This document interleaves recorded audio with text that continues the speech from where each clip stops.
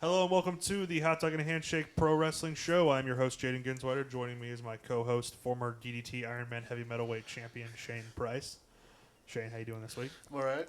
And we are joined again this week by Joka. How you doing, Joka? I'm doing pretty good. And Joka's dog. Malloy is in the building. His dog Malort is here. Say hi, Malloy. Malloy, what are your thoughts on the Jeff Hardy Undertaker ladder match from 2002? Wow, why'd you scoff? That was a good match. What about FMW? Yeah. All right, so for this week's Collar and Elbow, this one, Shane and I both power ranked a bunch of commentators. So we're going to compare our power rankings here. We went from WWE, AEW, New Japan's English commentary, obviously, and GCW. Oh, and Ring of Honor also.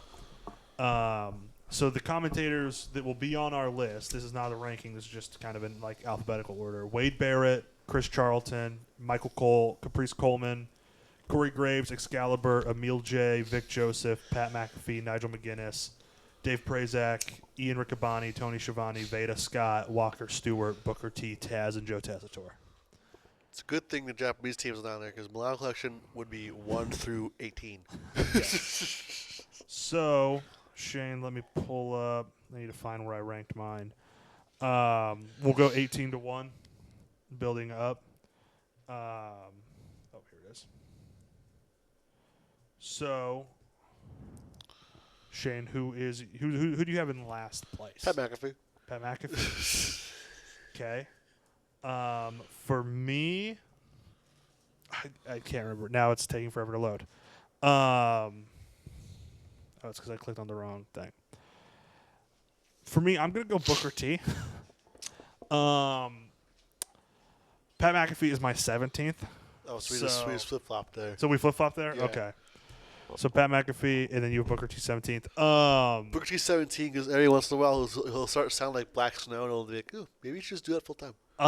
My problem with both of these guys is that too much of their commentary is trying to get themselves over. They are trying, instead of highlighting the talent in front of them. And I find it a little bit worse with Booker T because, one, he's on the developmental brand. If there's anywhere where you need to be getting the talent in front of you over more than yourself, it's developmental. And two, he has created this rabid, horny NXT fan base that has become a problem. Every time Steph McCurry hits the double, yeah, it's just it's a real problem. If Chet Lemon and Black Snow did that, I'd be all over it. Oh, of course you would. So I do have Pat McAfee. So listen, Pat McAfee's really annoying too, but at least occasionally he says something funny also. Yeah, we're never going to see Gunther again without being reminded of McAfee versus Gunther, though. Oh, God. Which is why it's 18 for me. All right. 16th. Who do you have? A little bit of a gap between 17 and 16 for me. Corey Graves. Corey Graves. Really? Wow. Yeah. I have him quite high. Why do you not like Corey Graves? What is He it? just never clicked with me. Never clicked with you? Yeah. Okay. I mean, that's fair. Thoughts on Corey Graves, Joka? He's always been like, I felt like the CM Punk of commentating. Like the little more edgier one. CM Punk is like CM Punk commentating. True. to be CM fair. Punk would be an incredible commentator. Oh, my God. Because If we've he already just- seen him yeah. do it, which is why He's done it in we guest know. spots, yeah, and like the wrestler does commentary guest spot. Oh, and there was that one show. He did Superstars and NXT for a little bit. Oh, That but was so I'm good. thinking there was that Raw where everybody walkout. went Yeah. on strike. Yeah. Can I wear your blazer? Yeah, can I wear your blazer? That was so We should funny. review that. Yeah, we should at some point. You can wear my blazer. Okay. Well, my 16th, and again here is a pretty much a gap. Yeah, a gap between. But I still am not a fan. I went Taz. Jones hating Jones over here, brother. Dude, I just I'm sorry, brother. But I digress. he's kind of annoying, and he goes on too long of tangents sometimes. You're gonna hate right how Taz on mine. We may have flipped Taz and Corey Graves. Sometimes he just takes so long on his color commentary points, and it just it drags the commentary to a halt, and I'm not a fan of Taz's commentary. Love his in-ring work. Jones hating Jones over there. And I feel like he used to be maybe he's just better suited for the WWE product, because I feel like when I watch old SmackDowns, it doesn't bother me when it's him and Michael Cole. But on AEW recently, because this is going right now off of how we feel right now about all of them, just doesn't work for me. You could put Michael Cole with anybody, though, and he could polish them up and make them look Yeah, decent. probably. I'm a big fan of Cole. Except for Mr. McAfee. So, yeah, we are up to 15. Who's at 15th? Another gap. Vic Joseph. Yeah, that's not crazy. I have him a bit higher, but that's not crazy. He's an NXT guy. And NXT guy. Don't really watch NXT, so. Also, it's not like he's been at this for a very long time. I think he's very good for how young he is. But that, I'm not like gonna be. I don't think that's a Wilden pick. Yeah. Mine is Emil J. Look, he's good. And obviously, big gap between him and Taz for me, but he's never clicked for me. He's a cool dude. I love his Twitter. I love his outfits on GCW shows when he's doing the announcing. He would be much higher on a ring announcer list for me. I love his ring announcing, but just as a commentator, I'm not a huge fan of Emil J. So we're at, let's see, this will be 14. My 14th was, oh shoot, where is it? Caprice Coleman. Just on I don't watch him currently, so it's kind of hard to Yeah, I mean, I only really watch the pay-per-views, but he's still very good. He's still good, but it's just a lack of exposure for me. Okay. So Caprice gets that one. I'm going to go Veda Scott here. Another one she's on her way up. Also, the only, female commentator that I think is on a platform big enough for me to regularly listen to her. So that's awesome. She's, that's cool, but she's still on her way up. She's getting better as time goes on too. So if we did this again in like a year, she might be a bit higher. But right now I have Veda Scott here. So that is let's see, what are we at now? We're 13. At 13? Yeah. Okay, so who's your 13th? Chris Charlton, just on a I don't know what vibes he's going for half the time usually. He really either goes heel or straight or shoots it straight, and when he goes heel, it's all I feel like he kind of gets suspended for it. Yeah, but say he kind of got he was doing something awesome, and then he got suspended for doing something awesome, and then he's kind of pulled himself back. Yeah. That's kind of what I've noticed in this recent run with Best of Super Juniors and stuff. So I get that. He's actually my 12, so I'm kind of on the same page with you. My 13 is Dave Prazak. He's good, but I think there's kind of a reason he's never really broken onto the mainstream. You know what I mean? So he's good. We're at the point where it's I think these people are good. It's just there's a lot of people I find better. I feel my 14 to 6 is very. I was thinking 14 to 8. It's very that's close kind of for me. Yeah. This list probably different tomorrow too. So I said Chris Charlton was my 12. Who's your 12? My 12 is Veda Scott. Veda Scott. Okay, so we're not too far off on that one. They're the worst commentator of ECW, but when you have 3 commentators, usually it's somebody's got to be. Somebody's got. Hey, like you said, somebody's got to be the genetic. Mm-hmm. Yeah, I have said that many times before. And great on New Japan of America commentary too. Her chemistry with Walker Stewart, great, love that. But maybe that's just Walker Stewart carrying. It's worse, but not bad. Yeah, you know what I mean. Okay, so then 11. Who you got? 11th place for me was Michael Cole. I think his work of his Pat McAfee based work is kind of why. Mm-hmm. I think he leans into the McAfee zone too hard. I can understand that, but then we'll get stuff like Backlash where he's commentating with Wade Barrett again, and I'm just right back in. I'm this is awesome. I love him with Wade. I love him with Corey. Him with McAfee, I understand that, and that does pull him down a little bit on my ranking. But I'll tell you right now, he's still very high. But again, like I said, 6 to 14 is very close to each other. So you had Michael Cole. This is where I have Vic Joseph. So ahead of a few other people, but still pretty close, like you said, with all these people. So, yeah, Vic Joseph's still, like I said, on his way up too. So we'll see where he goes. Who is? Let's see. This will be 10, right? It's Ray Barrett. I think he's the best color commentator in WWE. Mm-hmm. But I still think that WWE commentary is kind of weaker than other promotions because of how its style is. Yeah, this is also Wade Barrett for me. So Yeah. we have him in the exact same spot. Yeah, that number just into the top 10, but. Yeah, I agree with what you said. He's great though, very good. Who do you have 9? I included like if they did ring announcing, I included this into my listing, so I have MLJ at 9. Okay. If there's a luchador or a guy from Mexico, he will pronounce it perfect. That is good. That's a good perfectly. point. Legit, and like even like the hometown, the weight. Mm-hmm. It's always going to be good. He's had some problems with Joshi's. They've gotten confused, but other than that, he's good. He's very knowledgeable on wrestling, extremely knowledgeable on wrestling. Maybe we'll do a ring announcer power rank sometime. Be up there for me for sure. Yeah, okay. But he's knowledgeable. I think he has to work on some stuff to be a good commentator for like the next level up. But he deals with his role. He does it well. Yeah, so this is where I have Caprice.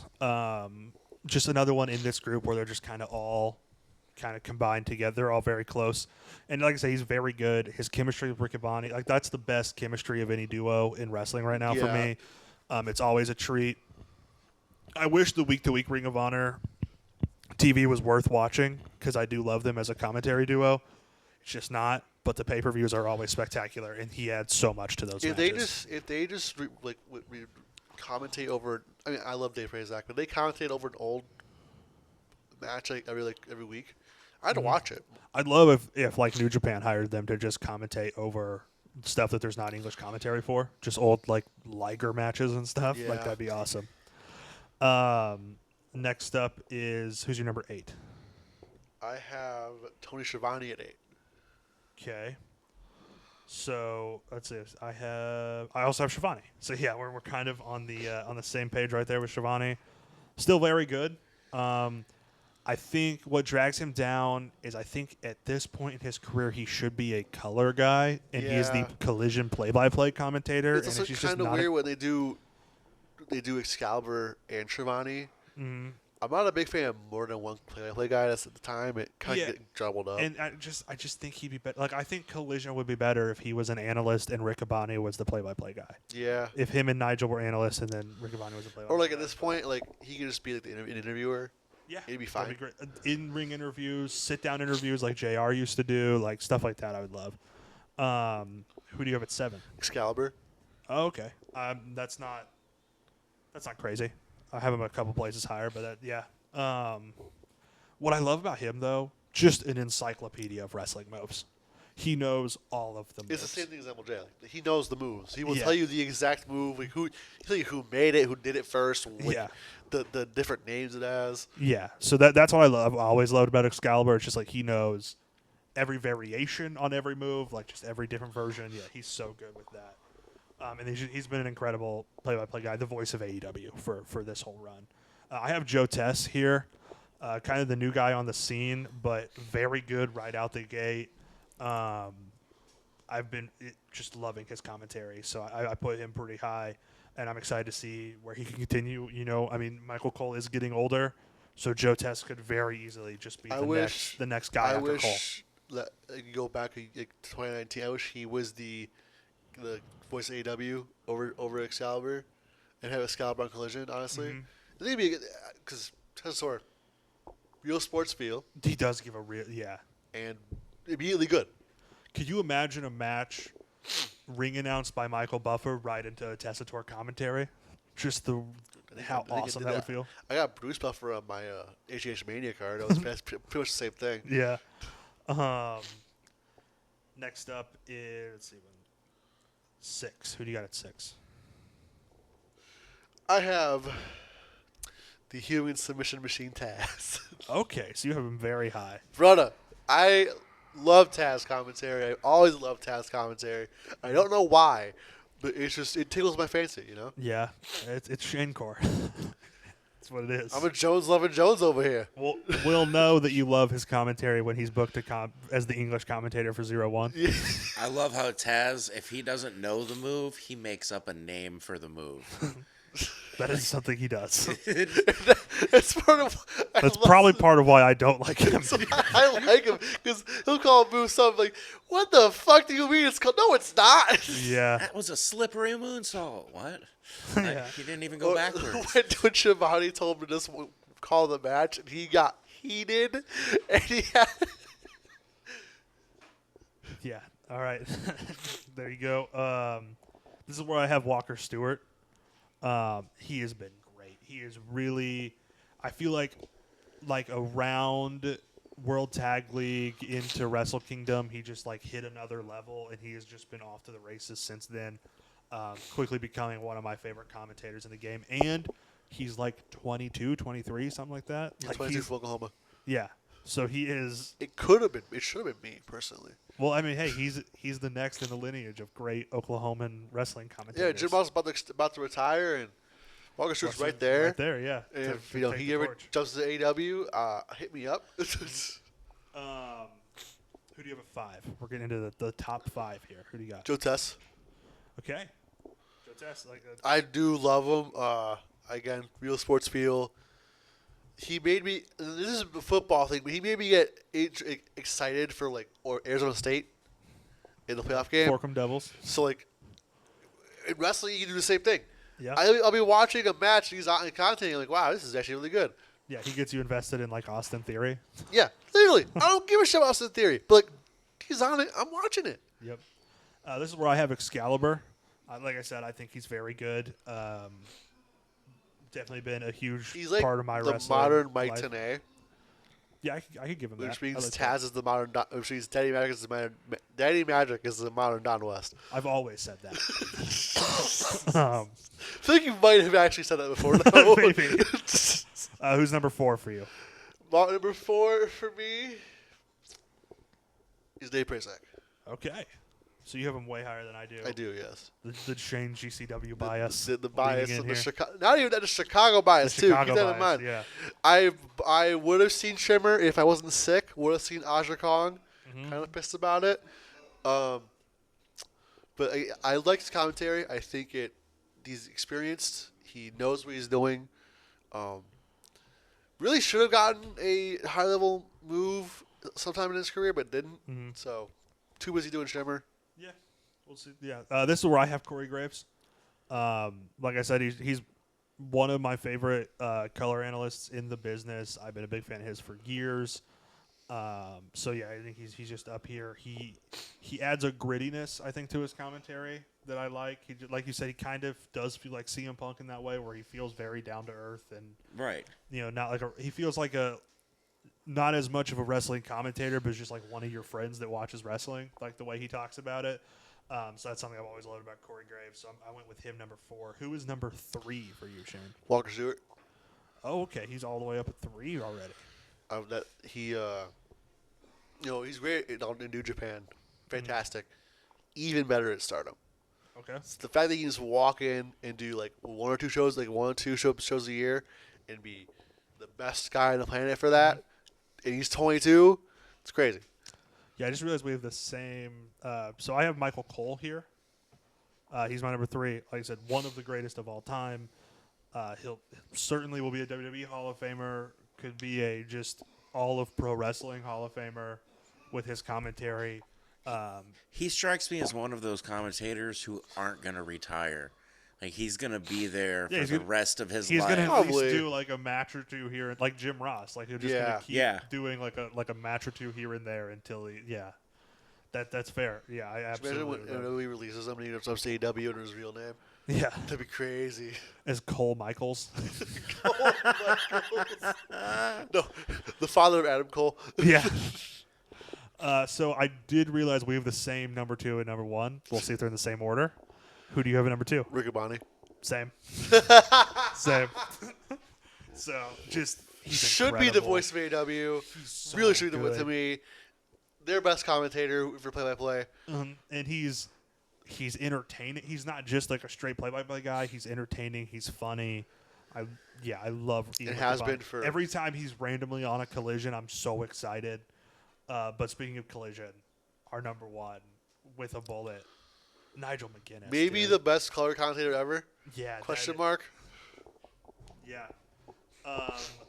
So as we were doing this, I was doing the kind of the math here on like a ranked choice point system to see. So obviously Nigel Riccaboni, we both had them in the same spot. They're 1 and 2. Walker Stewart number 3, tied for 4th would be Excalibur and Joe Tess, and then it would be Michael Cole, Schiavone, Dave Prazak, and tied for 9th would be Wade Barrett and Corey Graves.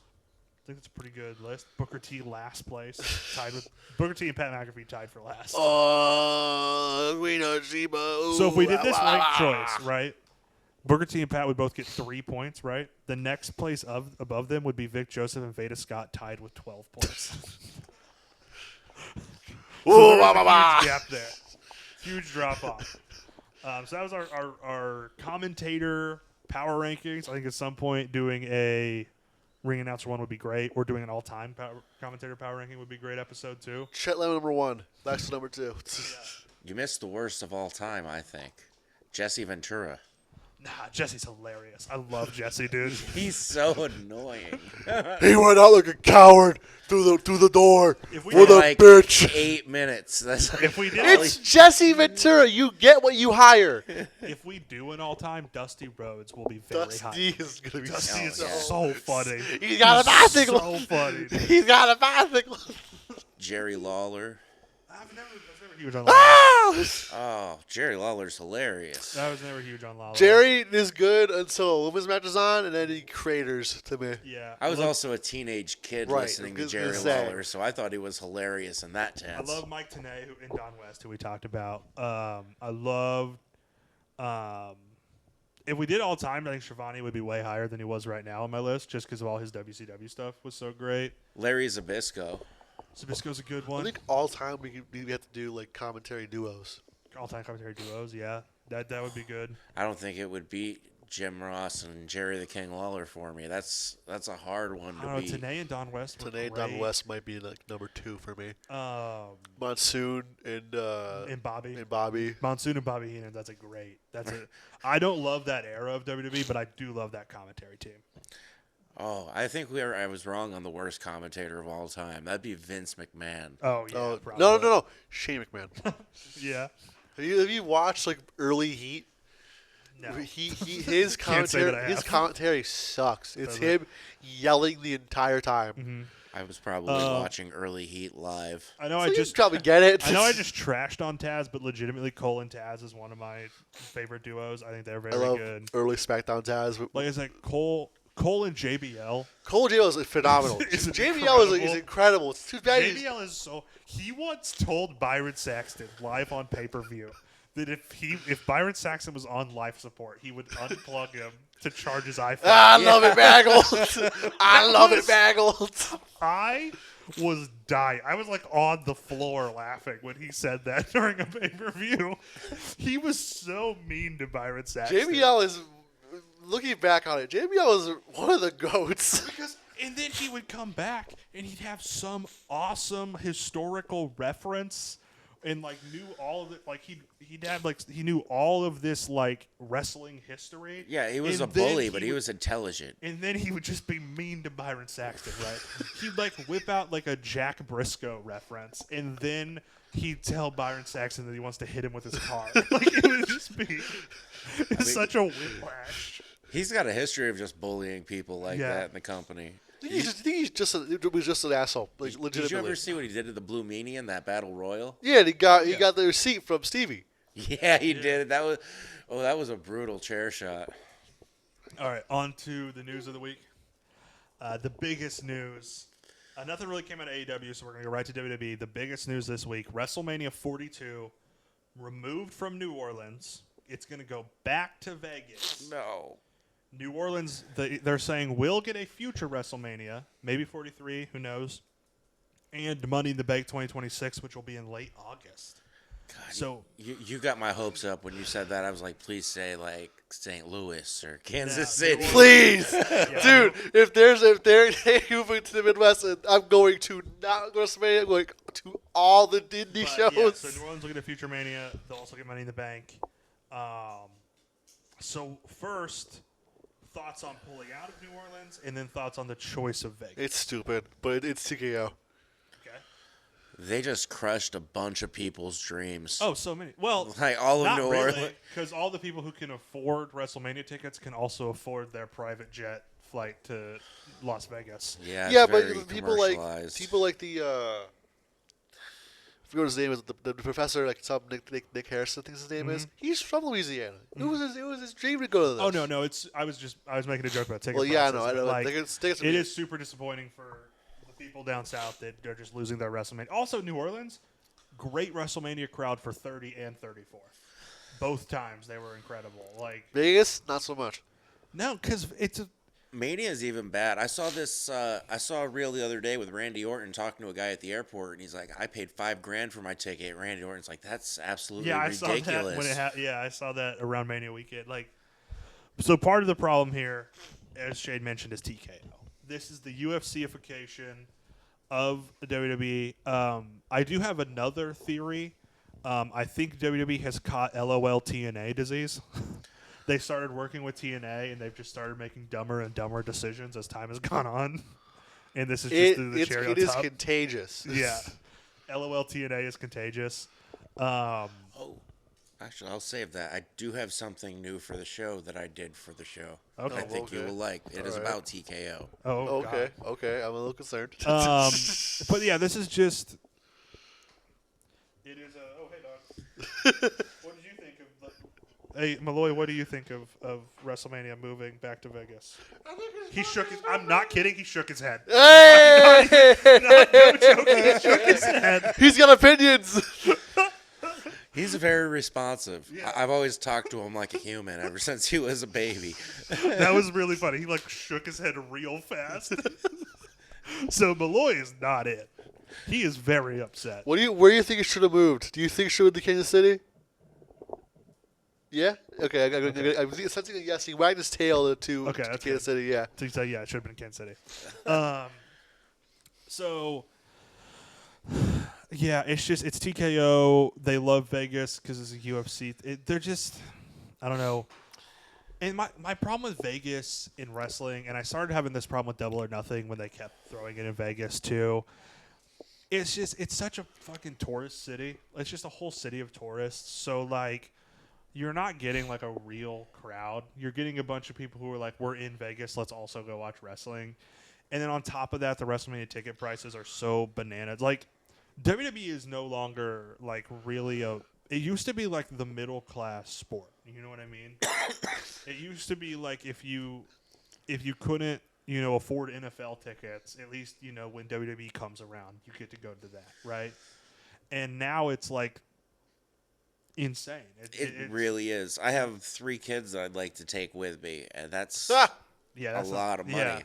So like say if you want to take 3 kids to a WWE show, you better be a fucking doctor. Like, I went to, I want to say like 7 or 8 WWE shows before TKO. I've been to one after, and that one was a house show. It cost the same to get a floor seat there than it was to get a good seat for like NXT TakeOver, Backlash. A Raw was way cheaper. I got a single seat for $84 to Raw, and it was, if you went 2 rows back, that's the highest you could go in the building. Yeah. So it's just the ticket prices are crazy. It's no longer it's. And I guess this is what WWE's about. This is what WWE's always been about. It's just about the money.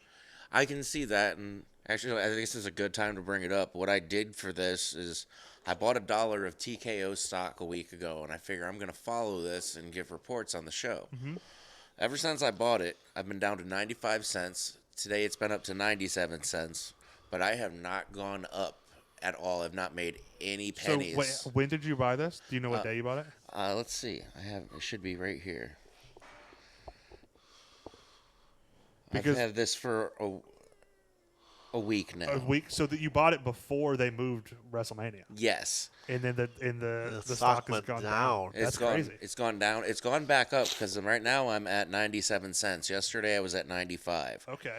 But my total That's investment's interesting. still at -3. Mm-hmm. So they're not making any extra stocks or any extra Yeah, money off that of didn't. it So the far. Vegas move didn't push the stock market. I'm not enough of a stock market guy to know how much that really means, but it is interesting that it's not up. Good, down bad, obviously. I know that. Yeah, it's interesting that it's down at least. But yeah, it's just like I said, it's the TKO. It's TKO trying to turn WWE into UFC. They're trying to make it into the Dude Bro product. You could see that when who was it that got booed at WrestleMania? Was like some UFC fighter. Colby Covington. Yeah, Colby Covington got booed at Mania because they don't realize like WWE is just such a different. They crowd. booed all of them, actually. They booed Dana. They booed Dana. They booed Dana like. Like UFC is fun to watch and all, but I'm not gonna go out of my way. Like I'm gonna go out of my way to watch wrestling. Yeah, and the thing that's interesting with this, and I don't want to get like too political, but UFC feels like a predominantly right-leaning crowd, and it's a lot. I mean, Trump is there all the time. Like it's a very, but WWE, like wrestling and especially WWE, is an everybody thing. Absolutely. Like it is, and there's so many There's such a huge.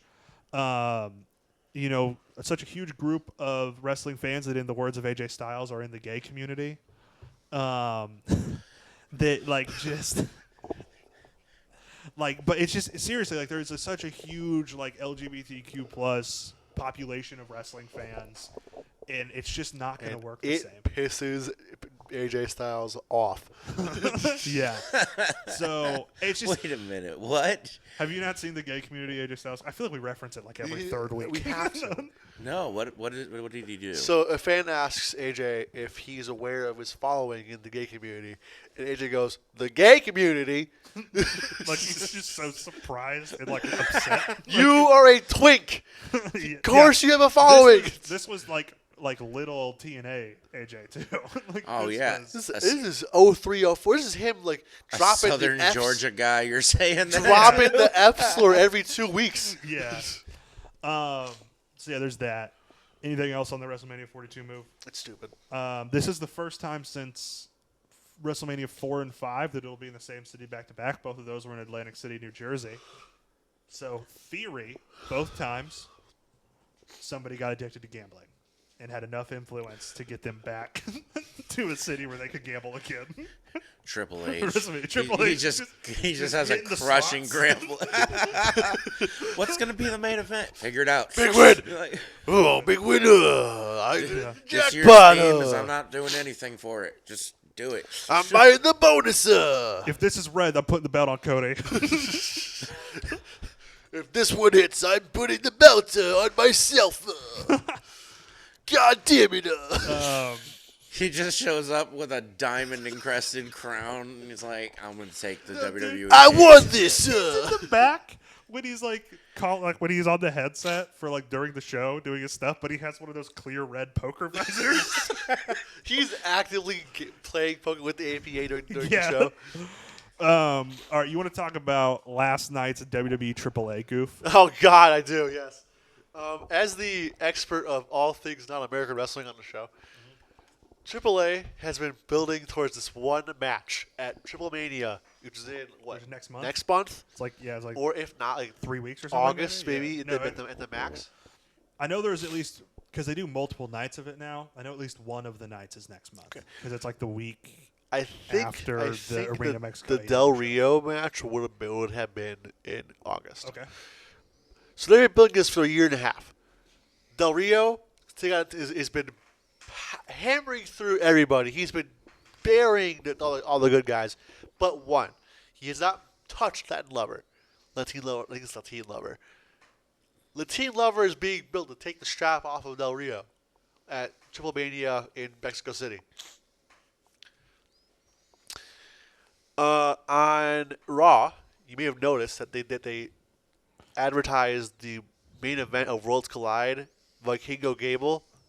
Going to be a great match, by the way. Legitimately, maybe the best The only of the match night. I'm excited for so far. During that little thing, they almost. Well, first of all, Cole almost says that Vikingo's the champion right away. That was when they showed him in the crowd. Yeah. He almost says, and then I think he corrects himself, says like former champion or whatever. Yeah. He's a former champion, yes. But the advertised little match card says the match is for a title Vikingo does not have. It is wrestling for, crucially, is wrestling for on Saturday. So they spoiled. They spoiled a match that has not happened. Del Rio's going to lose the belt to Vikingo. Latin Lover's not going to get a shot now because he's a good guy. And they just threw away Gotta have a Rudo in there. threw away a year and a half of booking for AAA. Sounds like there's a new booker. I hope Yeah, so. apparently, right? Isn't it? I'll He's take the on-screen JBL over booker Conan. Oh, who did they act? Jeremy Borash? Isn't he actually the one they sent to like start running AAA? Jeremy Borash did this, man. You know what? It's gonna be all right. Okay. AAA's gonna be all right. So another thing this weekend, Trick Williams has won the TNA World Title. I was very upset with that match. Did you know TNA was running an event at the exact same time as this event? No. Okay, so Sunday night. And they took the wow. Yeah, they did. Sunday night. Not only is AEW Double or Nothing happening, also NXT Battleground is happening, featuring the first time that a TNA title has been defended in a WWE ring, right? There's also, what was it called, like Border Patrol? Or It whatever? was Border War? TNA Border Brawl. USA versus Canada theme, right? I love to hate Do you on know Canada. Those were the how- good old days. Fucking funny it is to run a show while your champion is being cucked out to another company? While another company is stealing your world title, you're running a show that nobody Is knows watching. Main evented by like Santino Marella, by the way. about. Santino Marella versus Dolph Ziggler was the main event in a flag match. I'd watch that. I would too if it wasn't the same night as fucking Double or Nothing. Oh, yeah, and 'cause- NXT Battle. I would watch NXT Battleground over that. The Like, only reason I tuned in for NXT Battleground was to watch Joe Hendry versus Trick Williams because I'm a real big Joe Hendry fan now. That's weird. And at least that's interesting. You know, TNA mean, yeah. World Title being defended on WT. No matter who it but- was going to be interesting. WWE guys should not have won it. It's just like, oh, our minor league guy just took your world championship. Like, TNA that's is- the exactly thing is, what happened. TNA is also a WWE minor league. They just don't get any money for it. Like, they don't get anything out of it. They are being cucked. TNA has a history of being cucked, actually. You think about it. They were cucked by WWE now. They were cucked by AEW before. Cucked by Jeff Jarrett for Cucked by decades. Jeff And Jarrett they're for goddamn too probably long. paying him like their TNA rate. He's like, Yeah. here's your $800 for He's got a WrestleMania. TNA rate. Yeah. Chick's got a TNA payment now. Yeah. It's just a really big legal loophole to get all the people Yeah, under no, their it's banner. WWE just fucking over TNA. And then they That's all. fire yeah. people, and where do they go? TNA. And you see in TNA, you can't do the throat taunt anymore, like the throat slit taunt, because it's Undertaker's. They banned blood. Yeah, dude. They banned the throat slit. Steve Macklin just balled too hard. And they had to Steve ban him. Macklin bled too hard. Yeah. It was too interesting. People were liking it too much. Yeah. It got too much attention from the other wrestling fan base, the other side of the great wrestling divorce. Macklin swagged too hard. Steve Macklin, you gotta stop. You They're gonna swag too kill hard. you. Yeah, your bitch too bad. You swag too different. They're gonna kill you, Steve Macklin.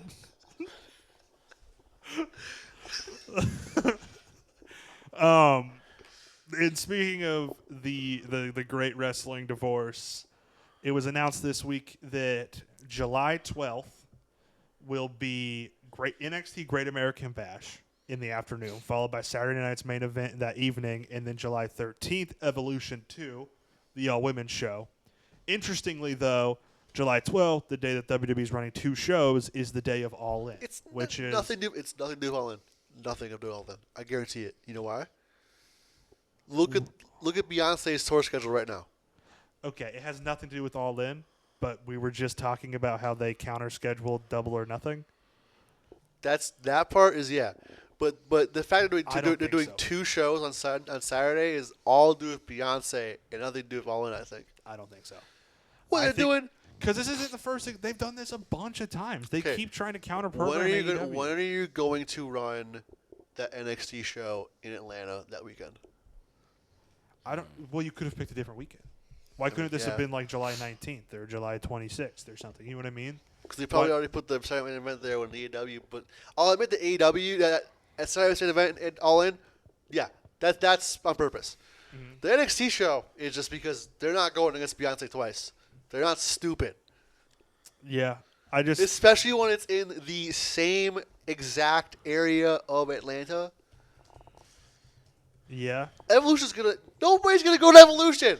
Not a damn soul is gonna go to Evolution. If you look at WWE's booking, it's gonna be 5 matches, and they're each gonna be 6 minutes long. And they're all gonna they don't give women matches. anything. When Beyonce is literally across the street for probably the same price. Yeah, no fucking way. I don't know. Beyonce might be a lot more expensive. For a WWE show? TKO's really jacking the Have you seen a $300 ticket sales main event? It was the nosebleeds. It was $200. Damn. I'm trying to find all I can find is Tony Khan talking about the counter booking. I want to see, because I know there were other examples recently too of WWE planning shows specifically to counter book. There was the house show in Orlando when they were doing World's End. Mm-hmm. There was that. Did they run a Saturday night's main event the same day as Grand Slam Australia or something? I don't think so. I think there was something else. I thought they had another Saturday night's main event that was going against an AEW show head to head. But yeah, I mean, they are very clearly counter programming it, and again, Saturday main event is 100% doing because of All In. Mm-hmm. They just realized, oh shit, we gotta have an NXT show on this day, don't we? Yeah. When are we gonna do it? Well, shit, we can't do it over Beyonce. Fuck, because she moved her show because of Saturday main event. Okay, and here's the other thing though. Great American Bash in the past has just been a special episode of NXT sometimes, so it could have just been Tuesday. You know what I mean? It doesn't have to be that weekend. I really do feel like this is them trying to counter program AEW. I think they're just trying to, because I think that AEW is actually a much bigger threat to them than they choose to think. You know what I mean? It's column A, column B. Here, let me see if I can find it on. They just passed, I think it was, Nitro for more episodes. Mm-hmm. Yeah. Let me see. I can't find anywhere just a list of times they've done this shit, but they do just keep doing it. But anyway, that has all been announced for July. You want to get into, any other thoughts on Evolution 2 before we move on too fast from that? If they give it a real shot, it'll be exciting. But with WWE, it's not like they. I said to the car, I will legitimately never speak ill of Triple H ever again if he shocks the world and does Mayu at Evolution. It's not. He could. You never know. No. They're going against AEW. You never know. Triple H would do that. TKO never would. That's fair. If this was NXT Triple H, he absolutely would do that. We know he loves him some Joshi from his NXT days. Not this. Triple H is not the guy that was booking NXT anymore. He is a puppet being controlled by TKO. He has the Rock's hand so far up his ass. It's insane. That's TKO is controlling Triple H at this point. He's not booking the way he did in NXT, because in NXT he basically had free reign. For a long time there, Vince did not interfere with NXT at all. Well, he didn't care about it at that point. Yeah. He was just like, that's something for you to do and not bother me. Yeah, exactly. And then he booked something awesome, and now Triple H is in charge, and it was great for a while, but TKO has really been railing it down. I know. And if you notice, he's booking for moments now. He's not booking for matches or storylines. Look at the way the New Day turn played out. Yeah. He booked that just for the moment of the turn, and it could have been something great. I was there the next week. We booed New Day out of the building. Right. We did not let them talk. And then it just kind of fizzled out in nothing. Look at the John Cena turn. Mm-hmm. Could have been one of the greatest heel runs of all. Look at his whole goddamn retirement run so far. Could have been some of the coolest shit of all time, but it has been allegedly has been handpicked by John Cena. They're repeating themselves. How many weeks in a row now have we opened up Raw with Seth Rollins just talking and talking? It's fucking it's getting annoying. Meet my people. I liked Braun Breaker's sunglasses this week. I did. That's pretty great. Hey, I Braun, liked how Paul Heyman introduced. take the sunglasses off. We're inside. I like how Paul Heyman introduced what's his name into Bronson the fold. Reed? Yeah, Bronson like Reed that. into the fold. The man who just squashed But Seth yeah, Rollins. it's just Triple H is a moment merchant. That's what he makes his money off of, is the moments. And then I mean, if you think about it, that's kind of what the Attitude Era was. You know what I mean? Like, other than Austin McMahon, I never look back fondly on stuff I've seen from the Attitude Era for the storyline. And there's a handful of great matches, but really what I remember are the moments. Like, I remember, Rock and Foley and, like, the chair shots and, like, the This Is Your Life. And I remember, like, Austin hitting McMahon with the bedpan. And, the beer truck. The Hart Foundation versus DX was one of the greatest storylines up until Survivor Series. Yeah, like, it's just, from the Attitude Era, what you remember are moments. Like, it was me, Austin. It was me all along. Like that, you know what I mean? But you don't really remember the matches they had very often. You know what I mean? There's a couple classics. There's a couple classics. But even, like Foley Taker is a classic because of a couple of crazy moments. Right. You know what I mean? So, I don't know. It's just, it's something I've noticed, something to kind of think about is and just watch the way Triple H booked. Like, I lost our pick'em for Saturday night's main event, but I picked Logan Paul to win because I was like, at this point, fucking seems like something Triple H would do. Ooh. For the moment of Logan Paul holding up that title.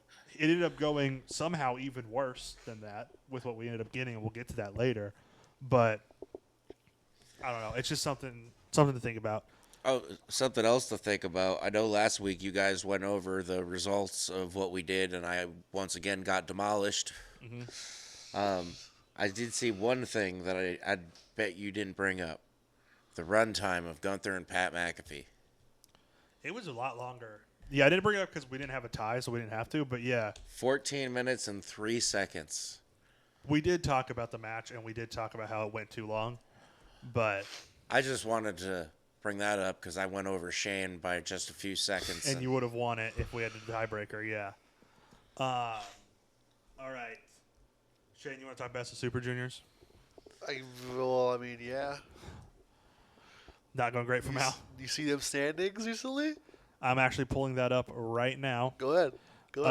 So standings in the A block, we have a crazy. What the hell? Oh no, it's big for everybody. Who's moving on? Who's moving on? Fujita, yeah. Okay. Well, in the A block, wait, is that counting this morning's matches? Is this probably not updated? Yeah. Okay. Did you say Fujita? Yeah. Fujita, yep. Fujita. Kosei Fujita. The Dragon Ball Z character? No, that's the wrestler. Different people, I know. But looking at this, it was... Was it a 4-way tie? Well, it was a 5-way tie. Yeah, that's updated. And then the other 5... So the top 5, Wado, Hiromu, Clark Connors, Kosei Fujita, and Francesco Akira all have 10. Yeah. And then the rest of the block, Dragon Dia, Kushida, Kanemaru, and Robbie X and Ninja Mac all have 8. Yeah. That's updated, yeah. That's legitimately the closest it could be at this point. No, it's over.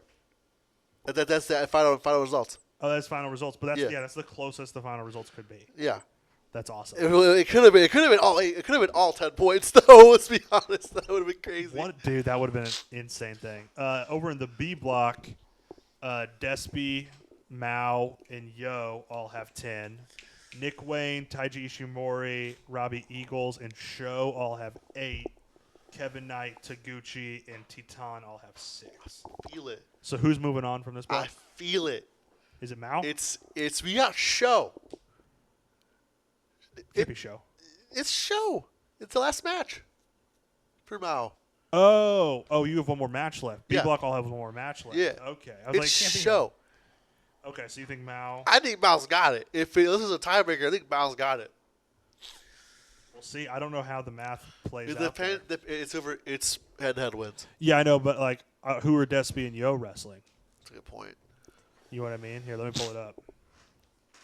So I guess we know my block. Fujita wins. Great showing from Clark Connors overall. The wheel shit was pissing me off. You can listen back to last week's episode to really get my full thoughts on his wheel gimmick. But all right, so Desperado has Robbie Eagles. And who was the other guy in the tie? Yo has Ishimori. That's going to be tough. So Yo might lose out of this. But I think Despy... Ooh. There's a scenario here where Mal beats Show. But, if Despy's going to beat Robbie Eagles, right? You never know.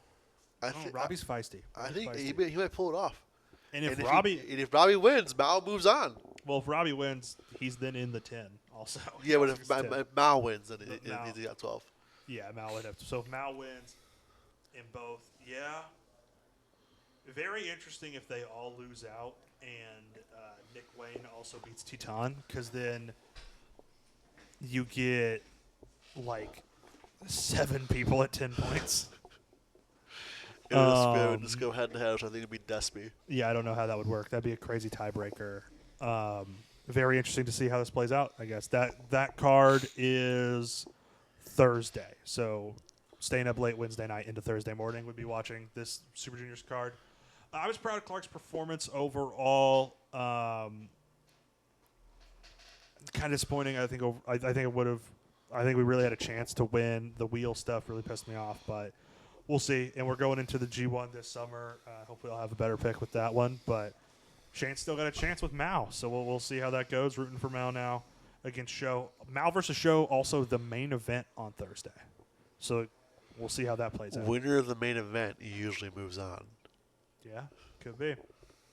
Quick hits. This, of course, is where I just pick the fightful headlines that I think I want Shane to react to. So I only have one this week. Just give me your quick reaction here.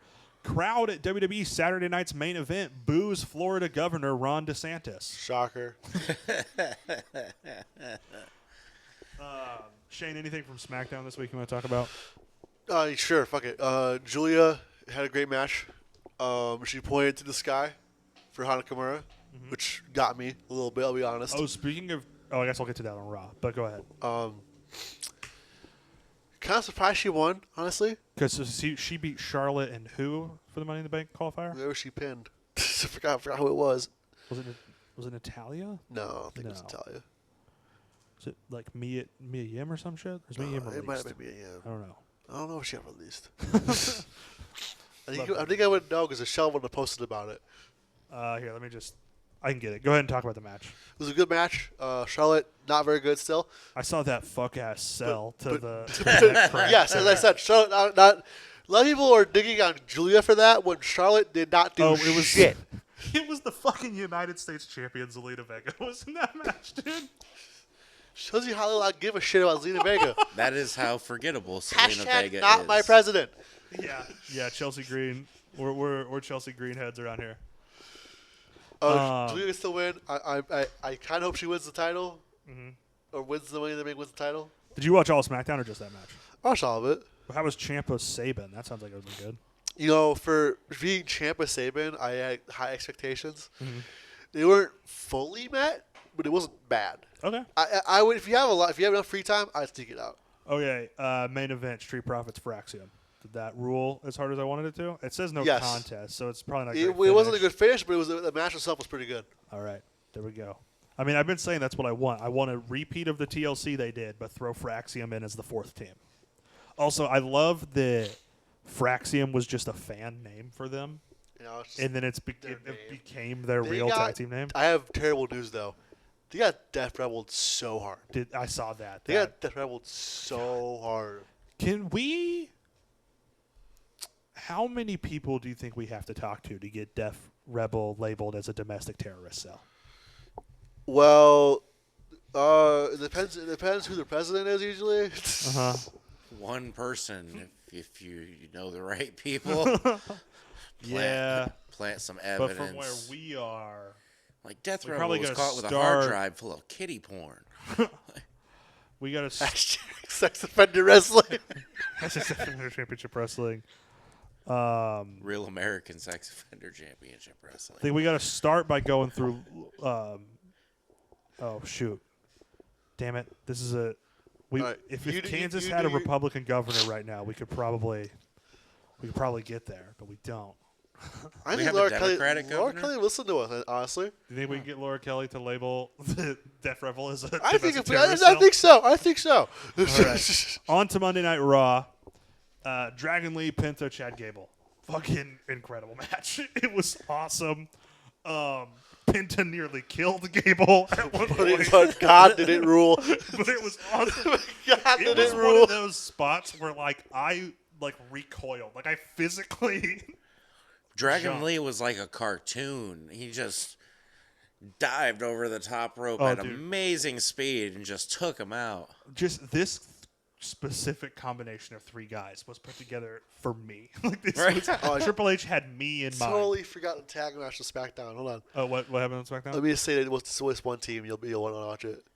What was it? Jeff Cobb, Jacob Fatu, Ooh, that is awesome. Who did they wrestle? Phoenix, and Jim Uso. That's not bad. So yeah, we got Penta qualifying for Money in the Bank in just an awesome match. A match that would have fit right in on like the Double or Nothing card. Yeah. Like it really was that good. Another plus, this is the match that I finally figured out how to deliver Penta's fucking move. Because I've been watching it every week. I'm like, how does he get that right turn? And I finally just slow-moed it the whole way through this week. Like, oh, straight up and over. Yeah. The dive or the? No, the Made in Japan. Oh, okay. Yeah. Rusev crushes Tozawa. Predicted, right? Boo. But then Sheamus comes out. And at first, I didn't recognize the music. So I was like, who is this? But then when I saw Sheamus, I was alone in my bedroom and I said, fuck yeah, out loud. Just seeing Sheamus marching to the ring to confront Rusev, I was like, I am in. Triple H, you reeled me back. Like, this is awesome. Whatever their team name was called explodes. Yeah, the League of Nations explodes. JBL would be all over that shit. Yeah, he would. But yeah, I'm very excited for wherever Rusev Sheamus goes. Yeah, Rusev and Sheamus are two powerful guys. Can we send Tozawa AAA or something? Can we get him out of this hellhole? Yeah. I called it. They're sending El Grande Americano to AAA. Well, they're not. Oh, They're no, sending no, Chad that's Gable. Chad Gable, not El Grande Americano. He'll be on another God media tour. bless. He'll be on a quote-unquote media tour in, like, the Swiss Alps or something. Guy's always busy. Yeah. He's wrestling for FW that weekend, man. Come on. Yeah. Liv Morgan's back from her Japanese excursion to film a Takashi Miike film. Still crazy to me. Little tension with Dominic and Roxanne Perez. Hey, Roxanne is Listen. giving Liv a little taste of her own medicine. Man. Liv's bringing you full-ass tenders. It's true. Roxanne's only bringing you nuggets. Yeah, those are like the cheap nuggets. You gotta too. pick the tenders here, brother. It's true. I saw this meme this week. I thought it was pretty relevant. They said Dominic Mysterio is about to become a Triple Crown winner without ever touching the World Heavyweight Championship. That's really Somebody pull up that Masala picture. That is really funny. And then Liv had a match with Kyrie. Not great, but it was still fun to But see the Kyrie. right woman won. Right woman won. Kyrie getting the win. Still great to see both of them back on TV. You're fucking out, Liv. So where are we? Is Dominic going to end up with Roxanne Perez now? Is this just his gimmick? It's just- He's gonna go from girl to girl Girl to to girl. girl. What if Yeah. I came to a wrestling to the Wii show and I brought tenders with me? Would I get Dominic Mysterio then? No, Is that how that works? I think so. Don't think it would work. I bet you he'd eat one. Probably would. Oh, at a house show for sure he would. Yeah, If I house sent show. my goth woman friend to the WWE Yeah, show there you go. with the If contenders. you just showed up dressed like Chef Boyardee, head to toe, with a silver tray and just had nuggets on. If you just sent a woman in with chicken tenders, I think you could get him. I think you could get him. Probably. You could be a real dick and make like the the veggie meat chicken nugget Should ones. just go to Wingstop. Or just make them like really spicy, but they don't look really spicy. Oh, yeah. Lyra Valkyria last night, best promo work of her career. If she fell apart a little bit at the end in the back and forth with Becky, but her like solo part before Becky's entrance was very, very good. It was. I was really into it. Becky sets the stipulation that if she loses to Lyra at Money in the Bank, she'll never challenge Lyra for the women's IC again. But if if Becky wins, Lyra has to hold Becky's hand up. Sounds like someone who already knows the outcome and wasn't. Yeah. So, I don't know. I'm interested to see where this goes. It's definitely becoming a more interesting story. They got LJ Cleary involved. Noah's own. Noah's own. Was he in the stable of the good-looking guys, right? Yeah. So, from the good-looking guys, LJ Cleary. And then the main event on Raw, Seth, Finn, and Sammy was awesome. Oh, absolutely. Sammy doing the Arabian Press. Rest in peace, Sabu. That was a great little tribute there. But yeah, these guys ruled. Of course, Finn was taking the pin. You knew that as soon as the match was announced. I mean, they might as well start to get pushed. Dude, they might as well start calling him Pin Balor because that's all he does is get pinned. That's really all he does right now. Yeah. He's like what, like 0-74 in 2025 or something. Who knows? Yeah. So Seth qualifies for Money in the Bank, a main event, like a big name main eventer in the Money in the Bank match now. So that's interesting. We'll see. Let me see if I can find who all has qualified. I'm already over this Seth Rollins stable. It's just getting boring already. It's because they keep making Seth Rollins yap out there. Stop making Seth Rollins yaps. Let him fight people. This is like a Temu version of the Four Horsemen. That's what it seems like to me. I saw a kid with a Four Horsemen shirt on. That's cool. It was the most fucked ass Four Horsemen though. Oh no. Which horseman? Benoit, Malenko, Mongo, and bird shit next to W logo. Yeah. So qualified for the men's Money in the Bank right now, we have Rollins, LA Knight, Penta, and Solo Sikoa. Rollins? Yeah, he doesn't need this shit. It'd be interesting. I mean, it hasn't been really on like put on a main eventer in a while. Like put on an established guy since when Brock won it. I really don't want him to win it. That's fair. I want whoever wins it to actually take it from John Cena, like ruin his.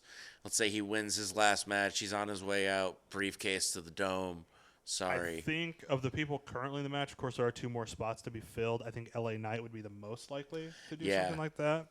On the women's side, we have Alexa Bliss, Rhea Ripley, Julia, and Roxanne. Another one there with Rhea Ripley, a really established main eventer. So I do like that they are, because for the last few years it's felt like it's up and comers. Like it felt like the Money in the Bank was a mid card title, right? And then you cash it in, and then you run into this problem of like, oh well, now Austin Theory has the Money in the Bank, and we don't want him to cash in. Yeah, we'll have him fail in a United States title match. Yeah.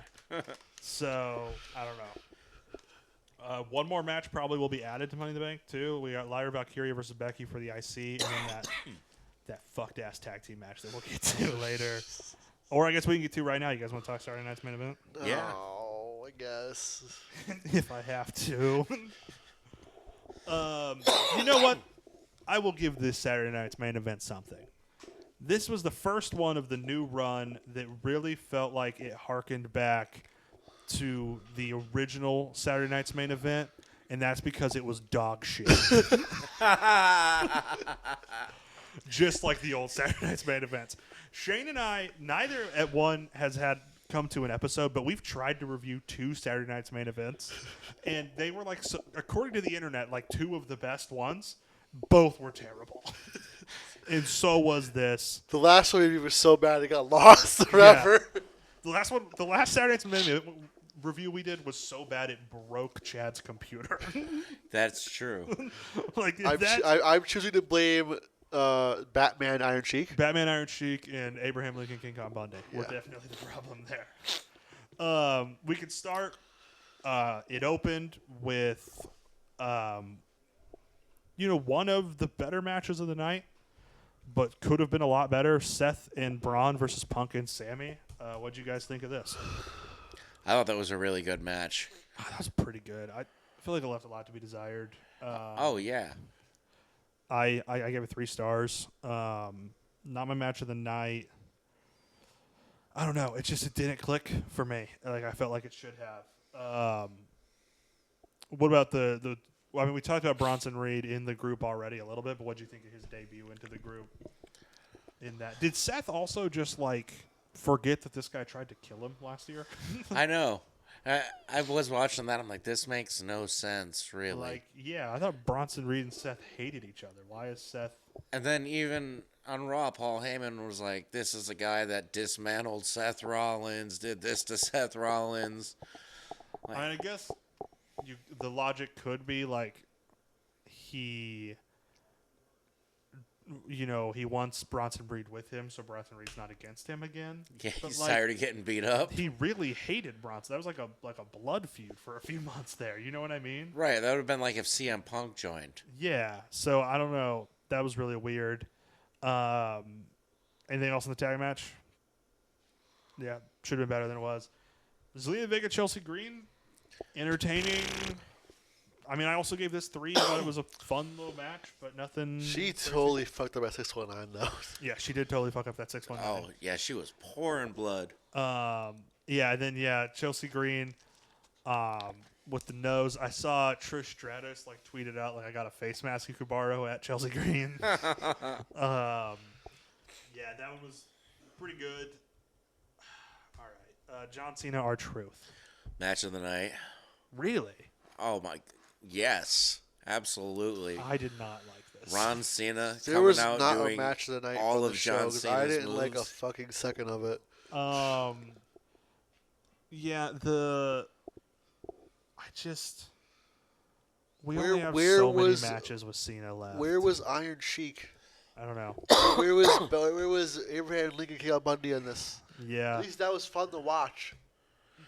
This just... I mean, that was great to watch. The 5-knuckle shuffle getting hit on John Cena, the AA. Yeah, I didn't No. like it. The whole belt shot thing was dumb. It's just another part of this Cena retirement tour booking. Handpicked, by the way. It's been bad. It's been terrible. Handpicked opponents, Well, by the somebody way. should take that away from him. It's I not love being our handpicked. truth. I think that I wanted a 20-minute match where we get Ron the Truth killings. We for were once. never going to get Ron the Truth But you killings, never- though. Not in WWE. Cena hits him with the belt early on. It knocks him into Ron the Truth killings mode. I mean, that would have been awesome, but that's never going to happen in fucking TKO's WWE. You know what I mean? Our Truth is good at it. Our Truth is his own. Is like a fucking weird thing. But I don't know. It just feels like a waste of what we could have been using Cena for, and I didn't think the match was very good. I gave it 2 stars. Not the worst match of the night, but still pretty bad. Yeah, it just didn't work for me. I didn't like the whole belt thing. I didn't like he's not going to hit R-Truth with the belt for some reason. Like he would anybody else, and then he blows him anyway, and it just I don't know. I'm just not a fan of this John Cena run. My match of the night was actually the next match, the steel cage match with Damian Priest and Drew McIntyre. I gave this 3.5. I really quite enjoyed it. I thought it was a fun match. The concerto, awesome way to write Drew off of TV because apparently he couldn't turn his neck for the last 3 weeks. So, And then the best moment of the night. best moment of the night. By far, Priest leaves via the cage door, and Jesse Ventura loses his fucking mind. you can do that. You could. He's a coward. A coward, I say. What a piece of shit. He could have at least went over. You wanted to call his limo driver or something, man. What the fuck? Yeah. Yeah, could have called his limo driver to open the door Vince, you for did him. this. I know you did. I Yeah. did this shit, Vince. Yeah. But I still thought it was a very good match. I thought they had a lot of great drama. And there's Michael Cole with, well, those are the rules, Jesse. Shut up, Michael. Don't talk over me. Yeah. And then we get to the worst part of the night. Jey Uso versus Logan Paul for the World Heavyweight Championship. The title that Seth Rollins pioneered, that Gunther carried through great match after great match for so many months, is now being contested for between the fucking Yeet merchant and the YouTuber. I give this 1 3/4 because it was pretty bad. I don't think it was any worse than that. But me going below 2 is like a pretty I big. kind of had this on as background noise at this point. Yeah. I don't remember a single thing about this match. About the match itself, no, but the angle afterwards is what I want to talk about. Because Cody Rhodes runs out and to make a save or something. But anyway, it ends up with Cena and Logan looking at Cody and Jey Uso. And your Money in the Bank match. With .2 on the shot clock, Cody gets the challenge off. Yeah. Your Money in the Bank match is Jey Uso and Cody Rhodes versus Logan Paul and fucking John Cena. I like Cody and Jey as a tag team. Like, they started actually, them teaming is what started this Yeet shit. So they were teaming before he was doing the Yeet thing, and it was pretty fun. Right? I think Logan Paul and Jey Uso would make a good team. Turn Jey Uso heel, just so they can call themselves Yeet Tube. That might be the tag team that makes me finally stop watching wrestling, I think. I think that would make me just quit on it altogether. And not Vince McMahon and God versus Shawn Michaels. No, it wasn't. No. This Logan Paul. No, it would have to, instead of Vince McMahon teaming with God, it would be Jey Uso teaming with the devil, is what it would have to be. What about Vince and the product of his semen, Shane McMahon? Yeah, no, I don't. That didn't kill it for me. That would. It's Logan and Jay is what would kill my wrestling spirit. Also, fucking the layup of all layups was Punk and Cena at Money in the Bank. For the Cena retirement tour, that was the easiest match you could have booked. But no. What do you think, Malort? What do you think? What do you think about Cena in a stupid tag team match? He left the building. Thank you. I agree. So yeah, why are we doing this, man? Money. I guess it's not interesting. Money, clicks, views, likes. Yeah, I mean that is true. That is why it's happening. It pisses me off. This is being booked like it was 20 years ago. If that makes any sense. Yeah, no, that's what I'm saying. I mean, it's being booked like it was like 25 years ago. You know what I mean? Like that's what I've been saying. That's probably why I'm enjoying this John Cena run. Yeah, and why we're hating it. I just can't I don't know. I don't know what the move is here anymore. I keep trying to apply like artistic reason and like basic storytelling to this run, and it just every turn WWE fails me. Do we think he drops the belt back to Cody at SummerSlam? Is that what this is building to? I hope not. No, because I'm kind of over Cody Rhodes the one thing I want him to do is to hold it till at least December. Yeah. Well, so do we get a redemption arc with Cena this year? Do you guys think, or do you think he's healed till the end? The very end will be a redemption. The very end will be the redemption arc. Yeah. I don't know. Or we'll do like a Rock thing where he goes away and he comes back as a face. Yeah, I don't know. What if he really did just leave with the title and we never saw him again? Beautiful. I would change my mind on everything about this. Yeah. He just goes back to Hollywood, just doing movies. Where's the belt during all the movies? Never acknowledges the belt again. It's just in like his basement. Like yeah. Right. He's holding up his coffee table. It's in the basement of like his third house. He moves and forgets it. Yeah. Overall, out of 10 for Saturday night's main event. Do I gotta? Yeah, I mean you can give it a 0. That's an option. 0. I'll go with 8. I'm going with like a 3. And that's like all the tag match and the cage match. That's like the whole. And I guess the women's US was fine. It was fun. But, and I mean, gotta give props to Jesse Ventura. He's always entertaining. Got a little Joe Tess on this show. There's a few small redeeming qualities. Oh, when he was... We saw Tatanka in the crowd. That was fun. Yeah. Leilani Kai. Did anyone catch her before the Logan Paul match? He goes, Mike Tyson going to take another dive? Mm-hmm. And everyone was like, whoa there. Like, you can't hire Ventura if it's not to be Ventura. I'm sorry. No, he's not going to. It's like when KU hired Snoop Dogg and he got Snoop Dogg. Yeah. Ventura's not going to censor himself. Mm-mm. No, that's not what he's there for. Well, he was the goddamn governor of Minnesota. He looked into the camera and was laughing when he said it.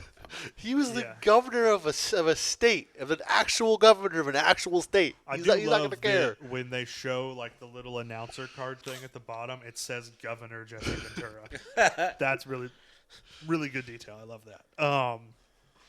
On to Double or Nothing, the far superior show that we watched this weekend. Kicked it off with Mercedes Moné versus Jamie Hayter in an Owen Hart Cup final. Mercedes wins by just spiking Hayter down on her head into a roll-up. She gave her a roll-up DDT. Yeah. I went 4 stars on this match. This was a really, really fun opener. It was really good. I also liked it, yeah. Right winner?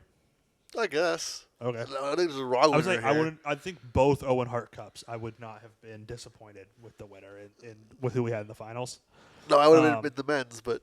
Oh, you would have been disappointed in the men's? Yes. I think I would have been fine with both in either one of these. Star rating for Mercedes and Hayter? 4. 4, okay. Next up, we had FTR taking on the team of Daniel Garcia and Nigel McGuinness. This was very good.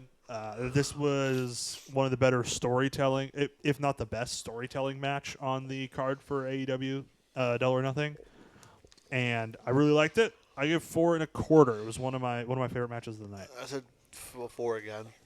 Mm-hmm. Where do you think we go from here with Nigel, Danny, and FTR? Danny's got to do something. Because they gave him the belt to re-sign. They did jack shit with him since. Yeah, I'd say, is he back in the TNT title scene? Is he... Honestly, I think he should have jumped to NXT. Think he should have jumped to NXT? Yeah. He would have been used better, I think, in NXT. Maybe. I mean, there's an argument to be made. A guy who definitely wouldn't have been used better in NXT, though, is Mark Briscoe, who wrestled Ricochet in a stretcher match. No.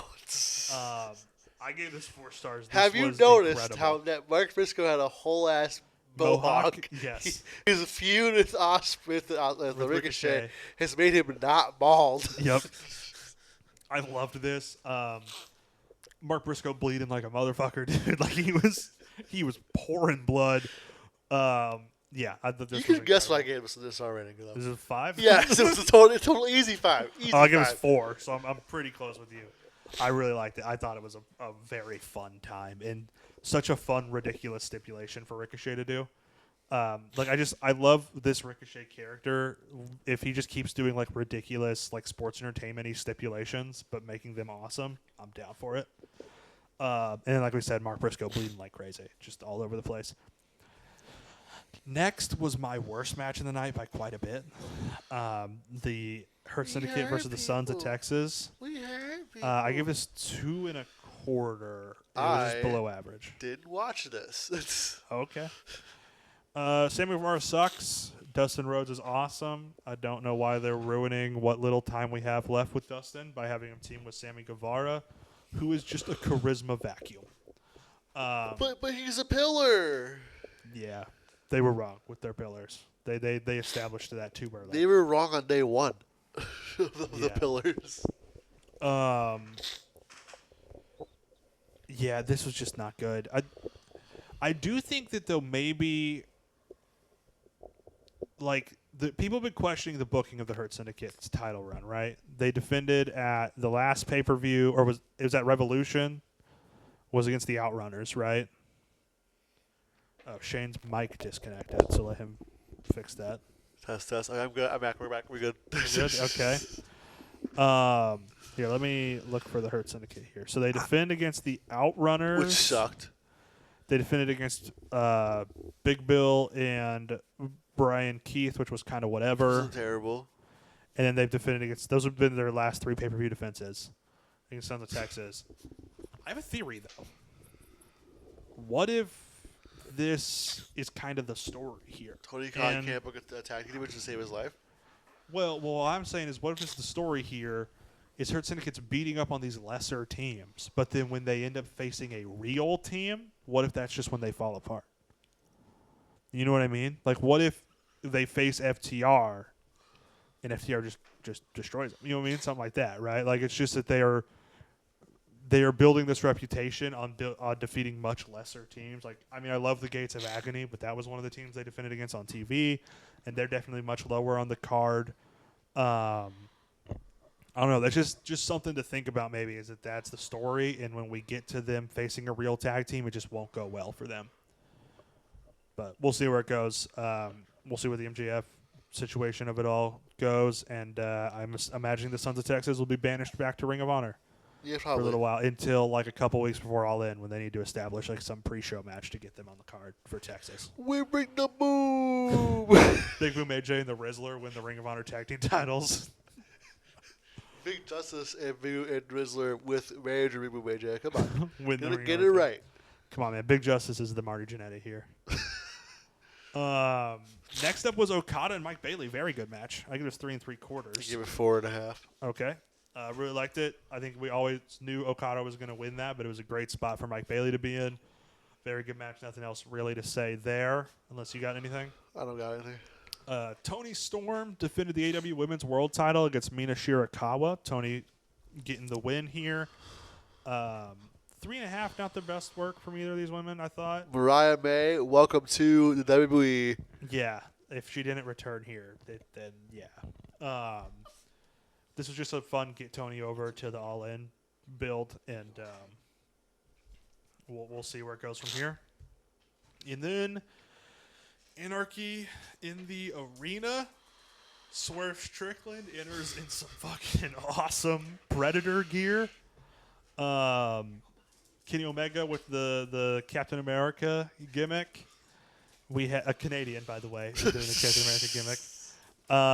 Hey, his adoptive home is North Carolina, so. Yeah, teamed with Willow Nightingale and the Ops, which was Powerhouse Hobbs, Shibata, and Samoa Joe, against the Young Bucks and the Death Riders contingent of Moxley, Marina Shafir, Claudio, and Wheeler. What do you think of this match? Thought it was, like I said, it would be really good. Mm-hmm. Shocker. Joka set off the alarm. Joka set off the alarm because he can't handle Anarchy in the Arena because he can't handle Anarchy in the studio right now.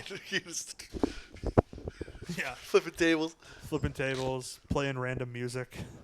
What do you think of the music? I thought that it was the dumbest thing in part of the match. Okay, so I hate the music playing through the match gimmick. I've never liked it. When New Jack did it.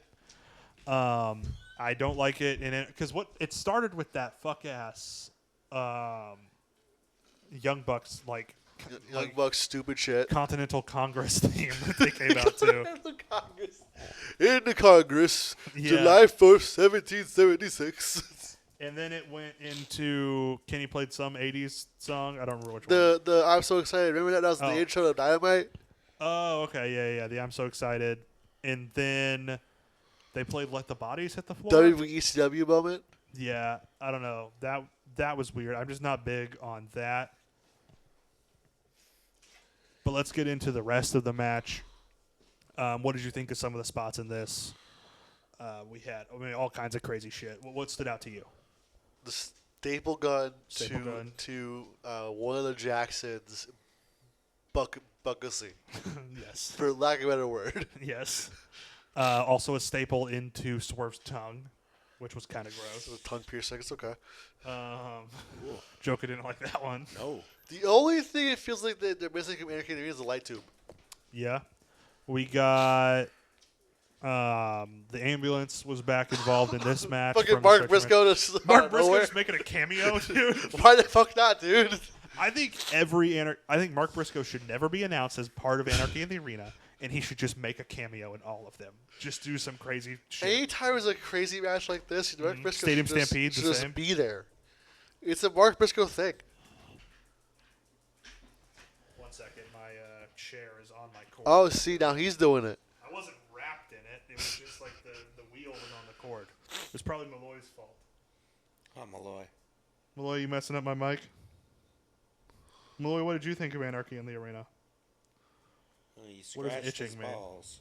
Oh, so he's thinking about the Young Bucks getting the staple to the. You like that spot? The Pussy.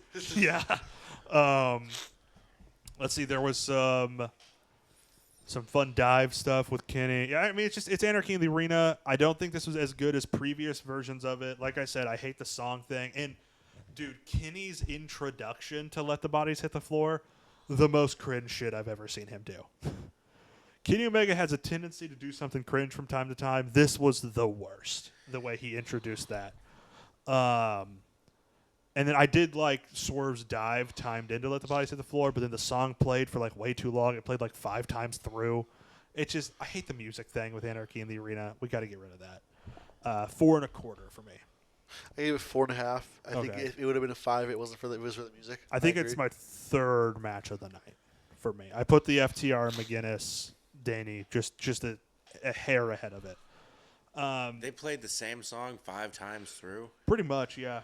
That's ridiculous. That's kind of what they do with Anarchy in the Brother, Arena. you would hate a New Jack match. The first time they did it, wasn't it Final Count? Was that the first time they did that? I think so. It was Final Countdown because of Danielson. That was more That fun. was TK getting his money's worth. Yeah, that was more fun. But then it's just kind of played out now. The next match served one purpose and one purpose only. It was to get the ace involved. So we had Takeshita, Josh Alexander, and Kyle Fletcher versus Paragon, which is Adam Cole, Kyle O'Reilly, and Roderick Strong. The match itself was pretty fun, nothing crazy. Kind of a calm the crowd match between Anarchy in the Arena and the main event. So 3 1/4. But debuting after the match, Shane's new favorite trio of all time. The conglomerating hounds of hell. Yep. So we had. Ishii, Tanahashi, and Brody King. So my question for you is Hiroshi Tanahashi going back on his last match of the U.S. promise? Will he be at All In? Coming on the match. Put on a match? They can't build Forbidden Door. They're too busy doing the G1. Okay. So what do you think Tanahashi's not going to wrestle at All In because of the G1? Do you think he'll be in the G1? No. Just because he's not going to wrestle in All In because of the G1. He's too busy like overseeing it. Okay. And then they can't build for Forbidden Door Mm-hmm. because of the G1. Forbidden Door doesn't really need a build, though, because you just got to start announcing badass matches. Yeah, but you know how TK does it. Yeah, I know. I don't know. I think he could end up wrestling at Forbidden Door. I'll Or my at All fucking In. money back if he does. At All In. All $200. He will be at Forbidden Door, but that's in London, so it's not his last. It might be his last match of the UK, Forbidden Door. Do you think that they're building to a Takeshita rematch from Windy City Riot, but this time in London at Forbidden Door? No, I don't think so. No. Is it going to be Tanahashi versus Don Callis? Sure, why not? All right, sure. that's the match. And then finally, our main event, Adam Page versus Will Ospreay. For one, I can't remember the last time I was this excited for a match going into it, and just those 10 seconds before the announcements start, and you're just like, oh my god, I'm juiced for this. Yeah. Kind of thing. This is the most excited I've been in a long time, and it just delivered. These guys were firing on all cylinders. It was incredible. The spot where Ospreay hits a V trigger and then Hangman hits the big pressure, just stealing their greatest rival's moves, was insane. God, I just love this match so much. What did you? Oh, the announce table spot was nasty because that table had no give whatsoever. Just one of those where they just spilled off of it, and then afterward, and then they do another one where they're up on the table again because it didn't really work when he did the splash, right? And then they're up on the table. He's gonna go to give him the dead eye, like he's gonna go to pick him up, but as he's picking him up, that's when the table breaks. So he just drops him on it. It looked really bad from the first angle. They show a second angle, and he kind of switched it into Sheamus's white noise. So he did protect Ospreay on the way down. He ended up fine. But the first angle, it looks like Ospreay just spiked on his head. Ooh. But it looks better from a different angle. He was fine. But yeah, and then Hangman just getting up and still hitting the dead eye on the broken table was really fun. What did you think of this match? 5 stars. 5 stars. That's all I gotta say. Easy. That's all I gotta say.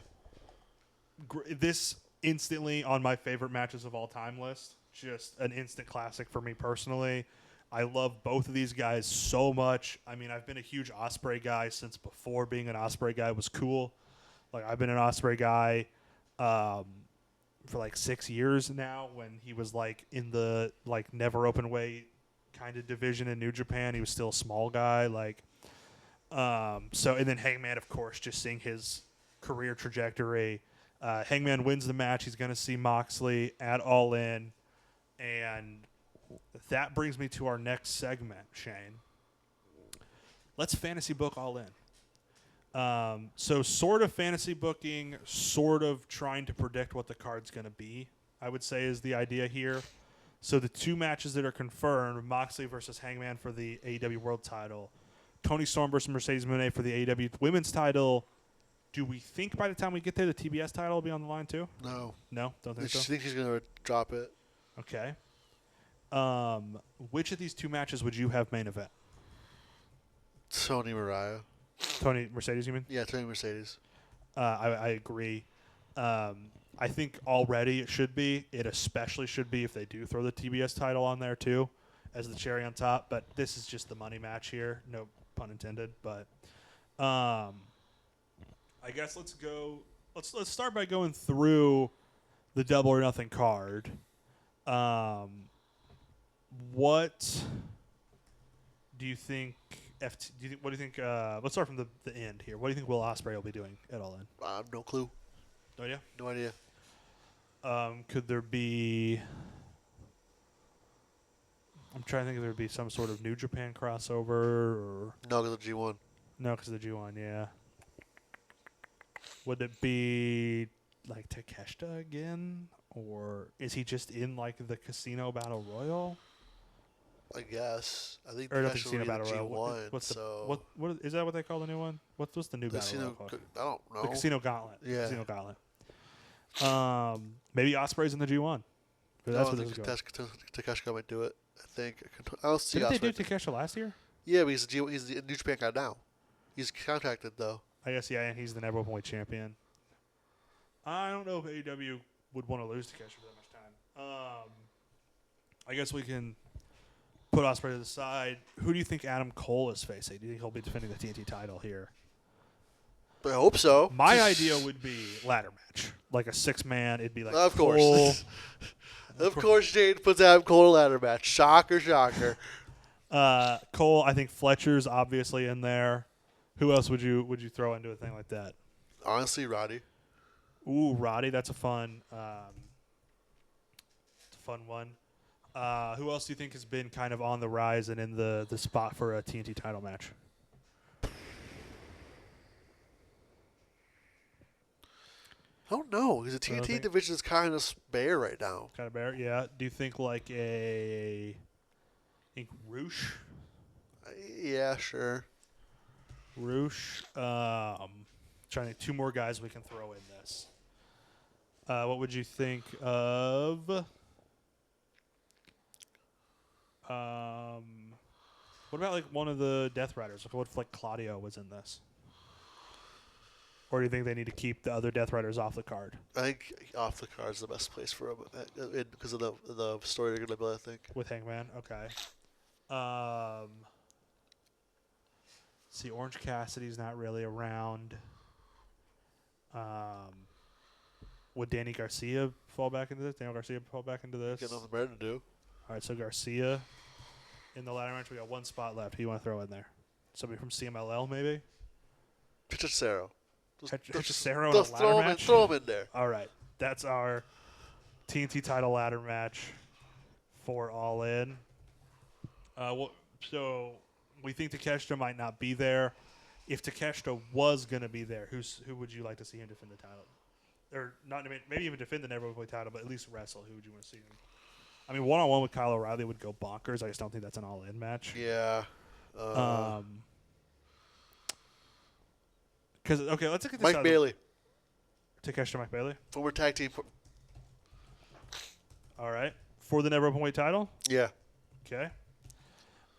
Let's get this out of the way because it's kind of messing up our mid-card booking ideas here if we don't acknowledge it. It's going to be Okada, Omega, right? Yeah. For both titles. For the AEW International and the AEW Continental titles.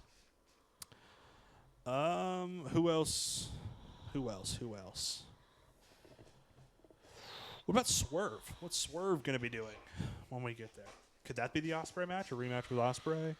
Yeah, I think so. That could work. Could that be the Takeshita match? Could it be Swerve Takeshita? I like Takeshita Bailey more. I like Swerve because Okay. of the former tag team thing. Okay.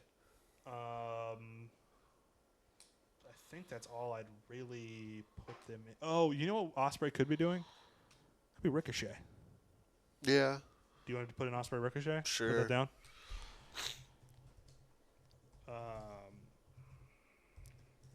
And then what do we think Swerve will be doing? I have no idea right now because they haven't built anything yet. Really, they've ended all storylines right now. Mm-hmm. Well, that's kind of what this is. We got to try to predict this card. Like, what could Swerve? Who could he be wrestling? What could be going on there? Well, I don't got nothing. Yeah, nothing. Yeah. Okay, we'll move on, I guess. What about the young? Oh, I guess could it be Swerve and somebody versus the Young Bucks? Could we continue that story? And they were building this Swerve Hangman versus the Young Bucks, but they've moved away from that so hard that I don't even know if Swerve will be at the Young Bucks anymore. What if it's Swerve? I was gonna say Swerve Ospreay, but I don't know if that would quite make sense. Swerve Mark Briscoe from Incredible Arena. And Swerve and Mark Briscoe versus the Young Bucks. Man, that'd be a cool spot for a Keith Lee return here, if he could. What if it's Swerve and Darby versus the Young Bucks? Darby, I don't think he'll be back. Will he be back in time? He should be back For in All time. In, yeah, he should be back in time. I mean, that's still like a month and a half away. Swerve and Darby versus the Young Bucks. I'll put that in. Who do you think the Hurt Syndicate will be facing? Think it's FTR? I mean, they're kind of the top tag team. I would right assume now. so. So Hurt Syndicate. Or some Maxwell-based team. So do we think that we get Lashley MJF at All In Probably. instead of the Hurt Syndicate? The Hurt Syndicate maybe drop the titles to FTR before then, and we get Lashley versus MJF. Probably. And then who would you have FTR face for the tag team titles? God, AEW Tag Division sucks right now, so I don't even know. I mean, we already booked Mike Bailey, but my mind went immediately to Jet Ball. Well, people have been talking Edge and Christian. Yeah, Edge Christian probably, actually, when I think about it, because it'll be the last time I can do it. Yeah. Okay.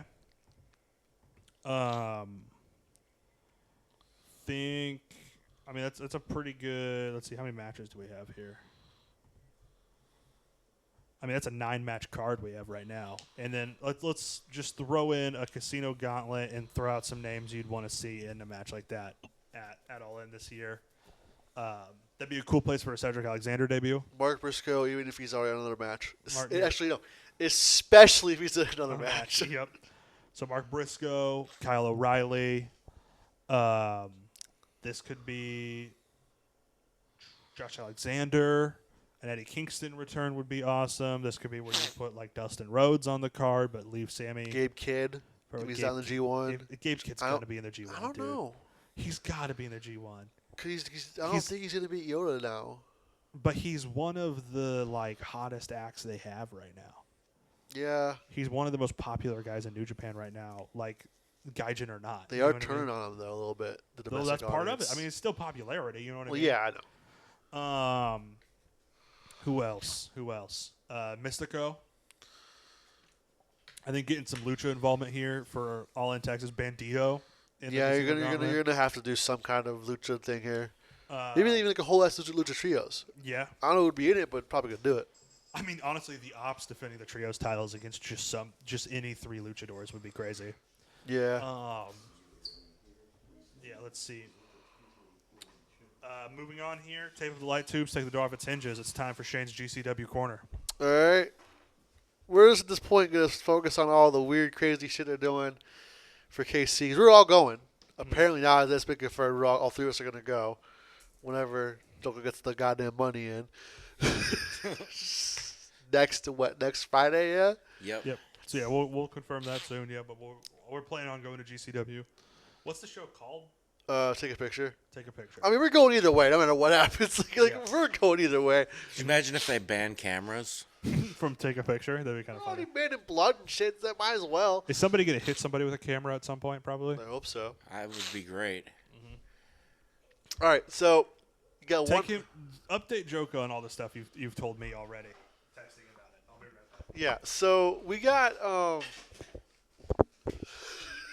We'll be right back. Knocked my microphone off the table as I was moving. All right, go ahead. See, this is what happens when you move. All right, so Continental's going to be there, obviously. The TNA Knockout Champions are going to be there. National Slam Ambitions will be there.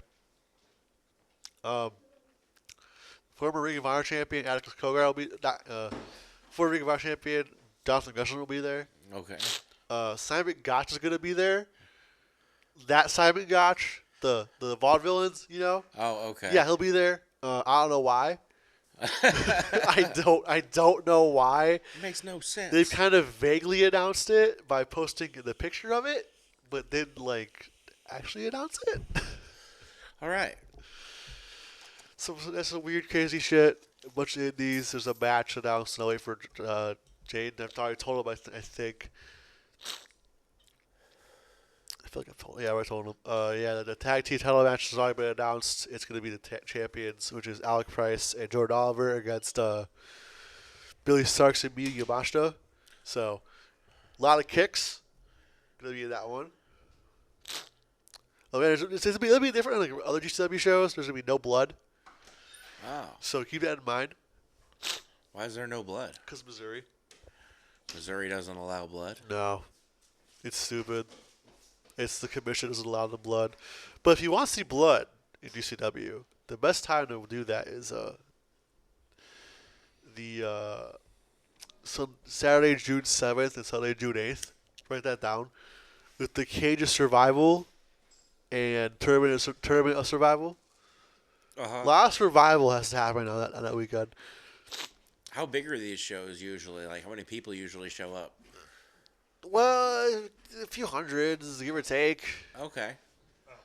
1,000, dude. I thought the bigger ones. I don't know. They only got 1,000 one time. That was it. Oh, I didn't know This that. year. I can't look at a group of people and tell you how many people it is. I guess Truman, so I want to say maybe 350. 350. Okay. Bear Bronson's going to take on Slade in a death match. This is at Cage of Survival. Cage of Survival, yeah. As much as I wish. GCW is returning to Japan. They are running 3 shows: Shinjuku Face, Tokyo Square, and the Kurikan Hall. No Bloodsport this time? Not that I know, but Bloodsport Machine was not GCW. It was just Barnett. Oh, okay. And finally, Gary J took on Jonathan Gresham in Little Rock. That's like the week before, right? That's literally the 2 days before. Oh, 2 days before. Okay. Yeah. All right. Anything else? I already said Simon Gotch. So I don't That's know all. what's- That's all you got to cover. Yeah. All right. Moving on to our favorite things of the week. Oh, I what missed else you one thing. There's a surprise entrant in a Tournament of Survival. got? Okay. That's it. Go speculate. Who do you think it'll be? I have no idea. No idea. Who's already in the tournament? 1 second. Dr. Redacted, Matt Tremont, Daiju Wakamatsu, Mr. Danger, the Beastman, the Bev, Otis Koger, and Johnny Murdoch, who's in every deathmatch tournament ever. This is a deathmatch tournament. Could it be Nick Gage? I love it if it's Nick Gage. If it's Nick Gage and I don't have tickets yet, I'm buying him on the spot. Because if Nick Gage returns, we got to buy him, but he gets into the ring, or we won't have him. Could it be? I mean, I don't know. I'm just trying to think. Anybody. Gage did kind of look rough at CCW, so we'll see. Okay. I think it's going to be a return. It's the way they're kind of playing it up. I think it'll be a return. The return of Chris Jericho. Shit. Fuck it. I'll take it. GCW. I'll take it. That match tournament will be fun. Yeah, I just can't think of any other deathmatch guys off the top of my head that would be interesting. The guy who runs the other deathmatch promotion in the U.S. will be fun. He kind of falling out with Lauderdale a couple years ago. What if it's Hayabusa 2? Again, What if it's Masato Tanaka? I'm buying my ticket right there, right that in there. right. I'll be sitting somewhere else with y'all. I'm buying my ticket there. All right. Anything else from GCW? That's all I got. All right, let's move on to our favorite things of the week. This, of course, is where I hand out the gold, silver, and bronze hot dog. Shane hands out the gold, silver, and bronze handshake. Joko give us a 3-count of his favorite things this week. Starting as always, Shane, what is the bronze handshake? The Honda Nakamura Memorial Show again. Minoru Suzuki and Konami teamed up to kick the shit out of whoever they faced. Love Minoru Suzuki just doing side quests now, dude. He's not working New Japan. He's just doing what he wants. Yep. What's number 3 for you, Joko? Penta, Gable, and Dragon Lee from Raw. Okay. My bronze is going to be FTR versus Daniel Garcia and Nigel McGuinness from Double or Nothing. Shane, what's your silver? Anarchy in the Arena. No. I gave 2 5-stars. My bad. Briscoe versus Ricochet. All right. What's your number 2, Joko? Valkyrie's promo this week. Yep, Valkyrie's promo. I like that too. My silver is Penta, Gable, and Dragon Lee. Oh, That's nice. my number 2. So I was really in agree with you. I really loved that match. And Shane, number 1. What's the gold handshake? Come on, man. Ospreay Hangman. What's number 1 for you, Joko? Ron Cena. Ron Cena. All right, my number 1's Ospreay Hangman. Honorable mention though to Swerve's gear. The Predator entrance was really awesome. I loved that. I don't know what you do. What the fuck were the Young Bucks doing with that whole Continental Congress shit? I don't mention to that. They're gonna be back in their character shit. They just do they do this every week. Just a weird gimmick every week. Like the weird gimmick every week. If it's different, bonus points. If they continue this one, I'll take it. Yeah, I don't know. We'll see. We're the founders of All Elite Wrestling. Thing, yeah. Onto the lightning round. This is where I will tell Shane the matches we'll be seeing this week. He'll give me his excitement level on a scale of 1 to 10. First up on Dynamite, we have Josh Alexander versus Brody King to qualify for the AEW International Title 4-Way at Fyter Fest. Next match. You already know what that one is. Yeah, that's 10. That's probably like an 8 for me. I'm really excited for that one. On SmackDown, we're going to get Jacob Fatu versus Andrade versus Carmelo Hayes in the Money in Bank qualifier. A weird 8. A weird 8. All right. What do you got out of 10 for that one? 7. 7. Naomi versus Nia Jax versus Jade Cargill, the other Money in the Bank qualifier. What? A 2. Yeah. That's No. a 0. No. I'm not excited for that. Who do you guys want to win those 2 qualifiers? Who do you think will win? The ring breaks. Nobody wins. In the second one? Yeah. Who wins the first one, the men's one? Fatu, Andrade, Jacob Carmelo. Fatu. Think Fatu wins? He's going to win the whole thing, I think. You think he's going to win Money in the Bank? All right. Yeah, he's going to take out Solo in that match. Okay. Could you imagine if he cashes in on John Cena and beats John Cena for the So belt? That'd be insane. so badass. That be would so- be the greatest ending of all time. And then Naomi, Nia, Jade. No, wait. Who do you think wins? He's going to cash in on Jey Uso. That makes sense too. So who do you think? I think Naomi wins the women's one. I think she'll win the Money in the She's Bank. the only or- person. No, just that wins Oh, this yeah, qualifier. she'll win that one, yeah. She's the only person in this No. qualifier I want to see win. Because Nia Jax, because Jade and Naomi are going to beat each other up too much. Nia's going to win. Guarantee it. They need Nia Jax to win. They need a powerhouse in the. Guarantee the Nia's ladder gonna in match. the Money in the Bank. Doesn't matter. He's going to win. The storyline they're going to build to. I think Nia's going in. All right. It makes too much sense. I don't like it. Julius will win the whole thing, though. Don't worry. On Collision, we're going to get Claudio Castagnoli versus Commander to qualify for that international four-way. Sure, why not, dude? Fucking Dude, 8. I'm telling you right now, Claudio with Luchadors is gas every time. He is the best base in the business. Why do they dude. keep putting him in these fucking Death Rider shit? Get Claudio by himself. Yeah. 8. Easy With 8. Luchas every time. He's so good. And then Hechicero versus Mascara Dorada. 10 of the week. 10 of the week. That's my 10 of the week, too. That's going to be so good. I'm so pissed because they're gonna, they're gonna like Moscato on it for All In. Fuck Walmart.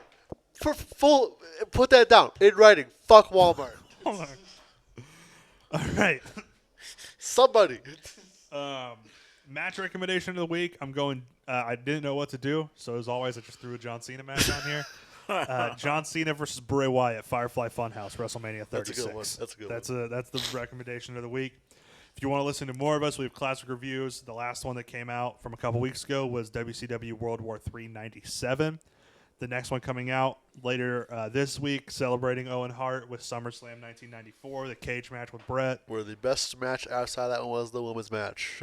Yeah, a pretty good IC title match, too, Yeah, with Razor that and Diesel. IC title That was match a pretty good one, too. Of course, the Owen Hart match was phenomenal. Yeah, but the Owen Hart-Brett matches, just Actually, just go watch that match. Yeah. We got Mabel on that one, too. Some Mabel Jeff Jarrett action. Oh. That's not going to be good. It wasn't. It wasn't. So check that out. As always, thank you for listening. We have more classic reviews, WWE, WCW, ECW, Ring of Honor, New Japan, CZW, WXW, all over the place. We did all in. And just remember to enjoy wrestling.